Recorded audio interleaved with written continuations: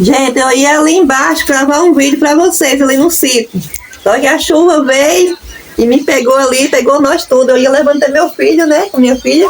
E o chuva veio, nós temos que voltar correndo.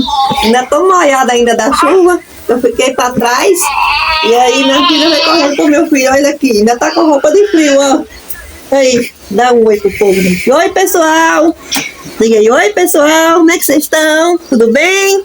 Olha eu aqui feliz, que a chuva voltou pra nós, gente. Tava precisando de uma chuvinha, agora a chuva voltou.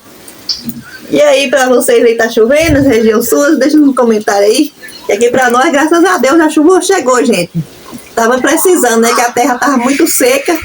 E a chuva chegou agora e tá molhando a terra. Chuvinha mansa, chuva gostosa de se ver. Como é que tá a chuva aí, ó? Chuvinha mesmo invernado.